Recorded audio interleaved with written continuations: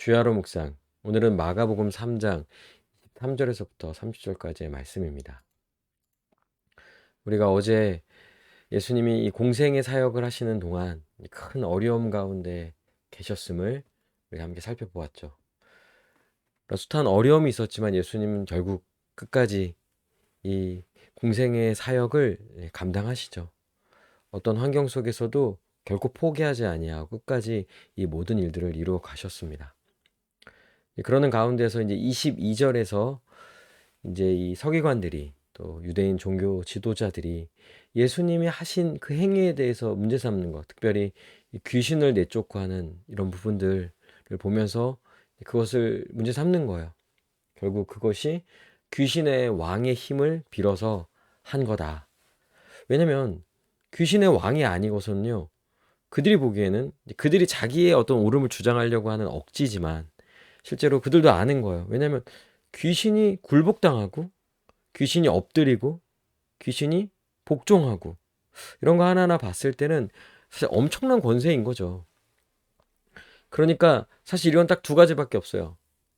하나님이 아니면 귀신 왕이다. 이렇게 말하는 건데, 그러니까 이제 이들은 이제 자신의 옳음을 주장하고 예수님이 틀렸다라는 것을 증명해내기 위해서는요, 예수님이 귀신을 내쫓으시고 하셨던 이 그리스도로서 표적을 보이신 이 사역에 대해서, 행위에 대해서 문제 삼고, 그것은 사탄의 왕인 바알세불을 힘입어서 한 행위다. 그러면서 그것 자체를 이제 부정하고 또 악한 것으로 매도하는 거죠. 근데 이런 건 굉장히 어리석은 거예요. 예수님 이걸 들으시고 그들에게 이제 분명히 말씀해 주십니다. 더군다나 비유로 말씀해 주세요. 비유로 말씀하신다고 하셨을 때는 특별히 예수님이 쉽게 더 잘 이해를 하게 돕고자 비유로 말씀하시는 거죠. 왜냐하면 하늘의 일을 어떤 비유적으로 이렇게 설명해 준 거죠. 그것은 더 잘 이해할 수 있도록 돕는 거죠. 그러니까 예수님이 이 서기관들을 불러서 비유로 말씀하십니다. 그리고 너희는 어떻게 그렇게 말을 하냐? 너희들이 말이 얼마나 어리석은 거냐? 이것들에 대해서 분명히 말해주는 거예요. 그러니까 뭐냐면 사탄이 다스리는 나라로 보자면 바알세불은 사탄이고 그리고 왕이잖아요. 근데 자기의 수하들인 자기의 부하들이고 백성들이라고 하는 귀신들을 사탄이 스스로 그들을 내쫓고 그리고 이 귀신 들린 자들을 고쳐준다. 이런 게 가능합니까? 말이 안 되죠. 그러니까 이걸 잘 비유적으로 설명해 주시는 거예요. 어떻게 자기 집 안에서 싸움이 일어나면 그 집은 정상적인 집이 아니라고 말씀하시는 거고요. 또한 나라로 보자면 아니 나라가 스스로 분쟁하면 그 가운데 내전이 일어나고 그 가운데 왕과 또 어떤 신하들의 다툼이 일어나는 이런 상황이라면 그 나라가 바로 설 수 있습니까? 결국 그것은 어떻게 됩니까? 예, 망하게 되는 거죠. 망하는 길을 가는 거예요. 근데 사탄이 스스로 그 나라가 망하는 길을 스스로 행한다. 말이 안 되죠. 그럴 리가 없어요. 그렇게 할 일도 없고요. 그렇게 할 이유도 없고요. 사탄이 한 게 아니죠. 바알세불이 한 게 아니에요. 이거는 오직 하나님이 하신 거예요. 그러니까 27절에 사람이 먼저 강한 자를 결박하지 않고는 그 강한 자의 집에 들어가 세간을 강탈하지 못하리니 결박한 후에야 그 집을 강탈하리라. 예, 사단을 완전히 결박할 수 있는 이 귀신을 결박할 수 있는 권세는요 하나님이 가지고 계신 거죠. 하나님 가장 강하신 분이세요. 우리 주 예수 그리스도가 이 땅에 오셔서 사탄을 결박하셨어요. 묶으셨어요. 그리고 그 사탄에게 매여 있고 종노릇하며 고통받으며 살아갔던 자들을 다 건져내시는 거예요. 그런데 지금 이 서기관들, 유대인 종교 지도자들은요 어떻게 합니까? 자신의 옳음을 주장하고 예수님이 틀렸다라는 것을 말하려고 억지 주장을 펼치고요. 말도 안 되는 논리를 전개하는 거죠. 그리고 결국 그들이 하는 건 뭐예요? 하나님이 하신 일을 모독하는 거예요. 하나님이 하신 일인데 분명히 드러난 일인데 근데 자기 옳음을 주장하기 위해서는 결국 하나님이 하신 일조차도 틀렸다. 하나님이 하신 일이 아니다.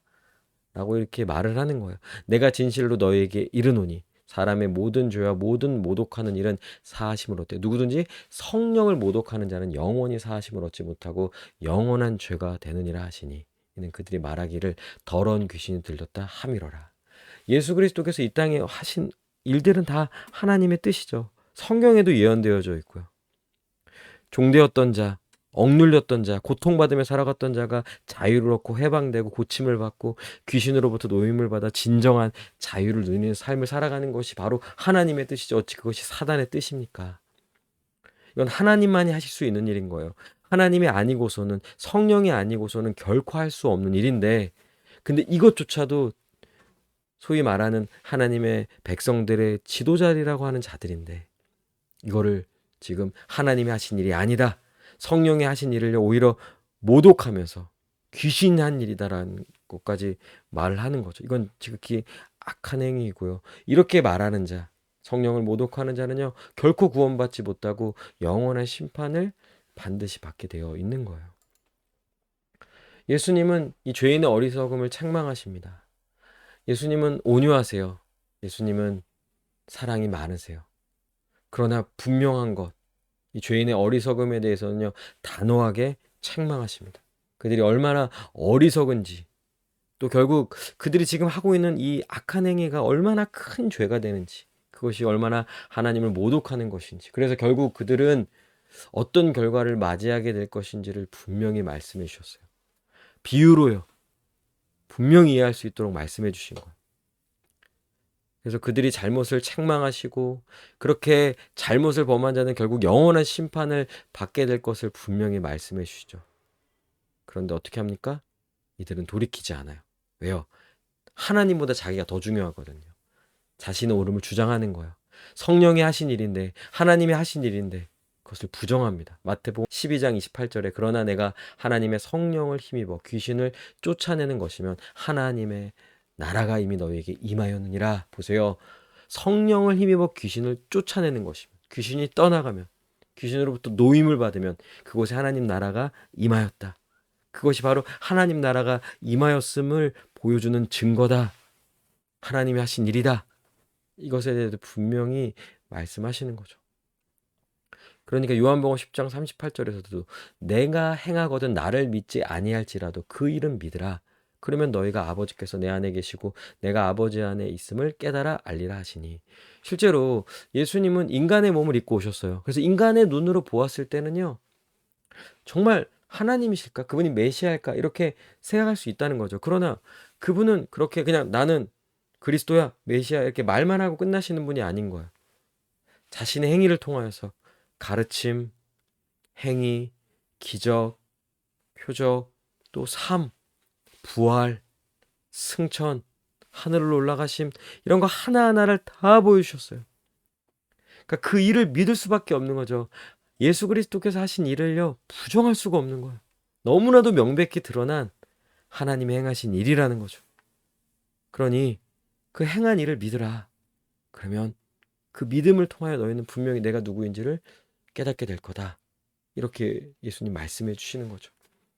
예수님은 이 죄인의 어리석음에 대해서 분명히 책망하십니다. 아닌 건 아닌 거죠. 어찌하여 그렇게 함부로 말합니까? 그래서 우리도 예수님에 대해서 믿지 않으면 아는 건데 그것에 대해서 모독한다든지 멸시한다든지 함부로 말하는 것에 대해서는요, 단호하게 말을 해야 하고요. 우리는 분명히 주님의 행하신 일에 대해서 확신을 가지고 나아가는 자들입니다. 그분은 반드시 이 땅에 오셨을 뿐만 아니라 구원을 성취하셨죠. 그리고 반드시 다시 오시는 분이시라는 거예요. 이것에 대해서 우리는 분명히 증거합니다. 어려움도 당하고 핍박도 당하고 오해도 당하고 힘든 일도 겪죠. 그러나 위축되고 사람들의 말에 아무 말도 대응도 못하는 것이 아니라 오히려 책망하는 거예요.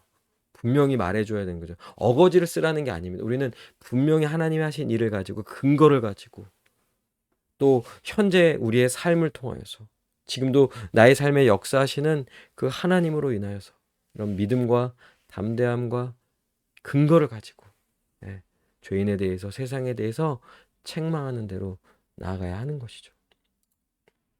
그러니 책망을 합니까? 아니면 듣습니까? 오늘날 교회들이 세상으로부터 책망을 받는 일들이 너무나 많은 거예요. 정말 안타까운 일인 거죠. 자기 중심적인 죄성으로 인해 예수님을 믿지 못하는 자들의 어리석음을 책망했죠. 그렇처럼 우리도 정말 예수님은 진리이죠. 그분을 전함으로 인하여 어려움을 겪겠지만, 그러나 분명한 것은 이들의 거짓됨이 드러날 거예요. 우리는 그것이 거짓됨이라는 것, 거짓이라는 것을요, 예수 그리스도를 통하여, 이 진리를 통하여 분명히 드러내야 하는 거예요. 그리고 우리는 어떠한 상황 속에서도 오직 예수님만을 굳게 믿고 세상을 향해 진리를 분명히 전하고요, 선포해야 되는 거예요. 그리고 그들의 어리석음을, 그들의 거짓됨을요, 책망해야 하는 거죠. 그리고 복음을 통해 세상의 거짓됨을 드러낼 수 있도록 세상을 향해 복음을 전하고요, 그들을 책망해야 하는 겁니다. 그리고 우리는 결코 세상으로부터 책망받거나 판단받아서야 되는 일들을 해서는 안 되는 거죠. 철저히 우리는 어떻게 합니까?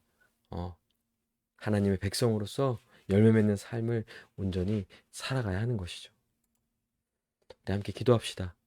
세상에서 책망받는 삶이 아니라 오히려 세상을 책망하는 삶을 살게 해달라고, 진리의 말씀인 복음을 전하며 살게 해달라고 같이 간절히 기도하시겠습니다.